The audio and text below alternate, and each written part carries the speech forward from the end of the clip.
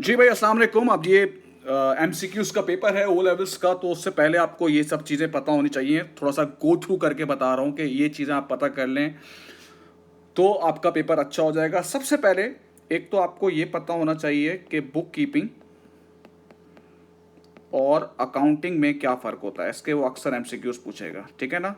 Book keeping क्या होती है, अकाउंटिंग क्या होती है, बुक कीपिंग, ये इस सब के बारे में वो एक एमसीक्यूज पूछ सकता है।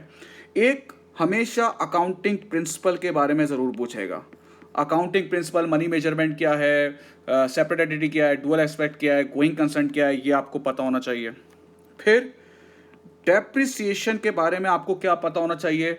या तो वो डेप्रिसिएशन की आपसे एंट्री पूछ लेगा, या वो डेप्रिसिएशन की आपसे कैलकुलेशन करा देगा कि यार 2 साल बाद का डेप्रिसिएशन बताओ, या वो आपसे डिस्पोजल का बता देगा कि गेन और लॉस कितना आ रहा है, या वो एक बोलेगा कि एक इस तरह से बोल देगा कि आपको एसएलएम और आरबीएम, मतलब एक कंपनी ने एसएलएम से डेप्रिसिएशन चार्ज कर दिया, उसको चार्ज करना चाहिए था आरबीएम से, तो इसमें क्या फर्क आएगा, ये वो आपसे पूछ सकता है, ठीक है।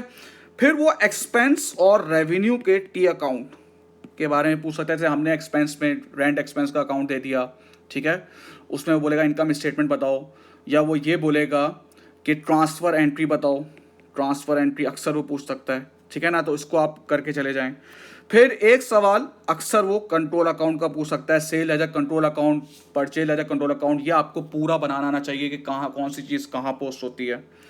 एक सवाल जो है वो सोर्स डॉक्यूमेंट के बारे में ज़रूर आ सकता है, ठीक है ना। सोर्स डॉक्यूमेंट क्या होता है कि सेल्स इनवॉइस कब यूज़ होगी, सही ना, क्रेडिट नोट के बारे में, डेबिट नोट के बारे में, स्टेटमेंट ऑफ अकाउंट के बारे में, ये सब आपको गो थ्रू करना है, ठीक है। फिर एक सेल्स लेजर और परचेज लेजर, ठीक है ना, वो किसी का भी अकाउंट बना के देगा, किसी का भी मिस्टर ए का, और उसमें कुछ ट्रांजैक्शन पोस्ट कर देगा, बोलेगा कौन सी बात सही कह रहा है। ये एक रिपीटेड सवाल है। फिर आपको कैपिटल और रेवेन्यू एक्सपेंडिचर के बारे में पता होना चाहिए। कैपिटल और रेवेन्यू एक्सपेंडिचर, कैपिटल एक्सपेंडिचर वो ये क्या पूछ सकता है, इसमें वो ये पूछ सकता है कि कैपिटल एक्सपेंडिचर बताओ इनमें से कौन कौन सा है, कुछ खर्चे बता देगा वो, ठीक है।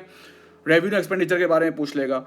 एक वो अक्सर ये पूछता है कि अगर उसने रेवेन्यू एक्सपेंडिचर को कैपिटल एक्सपेंडिचर बना दिया या कैपिटल को रेवेन्यू बता दिया तो उससे क्या इफेक्ट आएगा, ठीक है।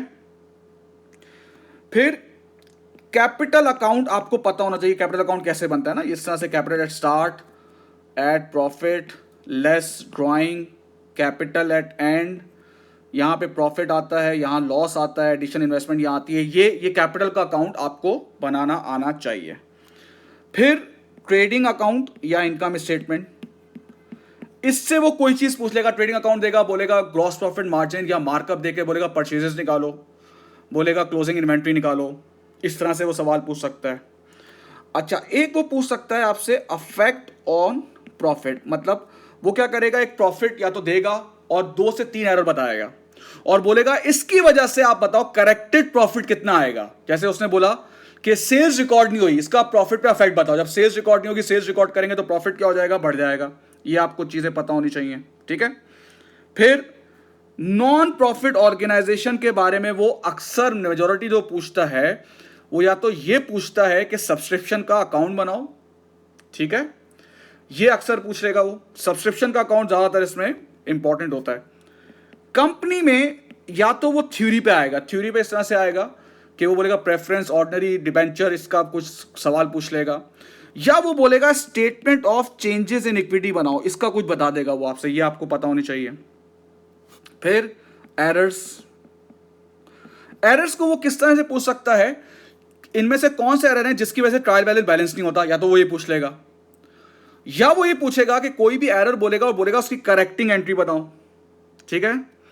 फिर एक बुक्स ऑफ प्राइम एंट्री पे आ सकता है भाई, बुक्स ऑफ प्राइम एंट्री, सही है, कि ये कहाँ सेल्स में रिकॉर्ड होगा, सेल्स डे बुक में रिकॉर्ड होगा, परचेज जर्नल में रिकॉर्ड होगा, इस तरह जर्नल में क्या रिकॉर्ड होगा, इस तरह से पूछ सकता है। फिर अक्सर बीआरएस का तो एक लाजमी आता है, बैंक रिकॉर्ड स्टेटमेंट का आपको फॉर्मेट पता हो, कैश बुक बैंक स्टेटमेंट का फॉर्मेट पता हो, और कभी कभी वो कैश बुक का बैलेंस देके आपसे मांगता है बैंक स्टेटमेंट का बैलेंस। तो जब आप नीचे से ऊपर जाते हैं तो सारी चीजें रिवर्स हो जाती हैं बैंक स्टेटमेंट की, वो ये भी पूछ सकता है, ठीक है। फिर वो एक तो एसेट जो बैलेंस शीट होती है ना, asset is equal to liabilities plus capital, एक यानी कि जो बैलेंस शीट का फॉर्मेट होता है उससे वो कुछ पूछ लेगा आपसे। इसमें ये भी पूछ सकता है इनमें से करंट एसेट बताओ, नॉन करंट बताओ, इसमें से नॉन करंट लायबिलिटी कितनी है, करंट लायबिलिटी कितनी है, टोटल लायबिलिटी कितनी है। कोई भी एक चीज मिस करके पूछ लेगा कि इसमें से बताओ क्या है।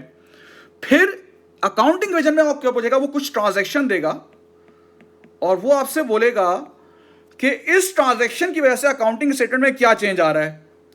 ठीक है, रेशियोज आपको पता होने चाहिए, रेशियोज में वो पूछ लेगा, कोई भी रेशियोज का फॉर्मूला पूछ लेगा, या फिर रीसेंट ट्रेंड्स अगर आप देखें, हो सकता है वो रेशियोज का आपको रिजल्ट देता है, net profit margin, return on capital employed, उसका कुछ रिजल्ट दे और बोले कि ये जो आपको रिजल्ट दिए 2 साल, उसके 4 कमेंट्स देगा कि कौन सा इसको एक्सप्लेन कर रहा है कि यार इस रिजल्ट का ये इंटरप्रिटेशन है। ठीक है, फिर पार्टनरशिप में अक्सर वो पूछता है, पार्टनरशिप में या तो वो पूछेगा आपसे appropriation account, current account, appropriation account में पूछेगा, या वो एक चीज़ पूछता है अक्सर कि कौन सी चीज़ें डेबिट एप्रोप्रिएशन में होती हैं या क्रेडिट होती हैं। ठीक है ना, आपको ये पता होना चाहिए कि एप्रोप्रिएशन में क्या डेबिट हो रहा है, क्या क्रेडिट हो रहा है, क्योंकि करंट अकाउंट को तो सबको पता होता है क्या चीज़ क्रेडिट हो रही है, क्या डेबिट हो रही है। मैन्युफैक्चरिंग में वो क्या पूछ सकता है, मैन्युफैक्चरिंग में ये पूछ सकता है भाई कौन सी डायरेक्ट कॉस्ट है, कौन सी इनडायरेक्ट कॉस्ट है। फिर मैन्युफैक्चरिंग में वो ये पूछ सकता है आपसे कि डायरेक्ट कॉस्ट इनडायरेक्ट कॉस्ट कौन सी है, या वो पूछ सकता है कि कॉस्ट ऑफ प्रोडक्शन निकाल के दिखाओ, कोई भी एक चीज़ बोलेगा निकाल के दिखाओ। तो अगर आप इसको थोड़ा बहुत गो थ्रू कर लें तो इंशाल्लाह इसी में से पेपर मेजॉरिटी आपका आ जाएगा।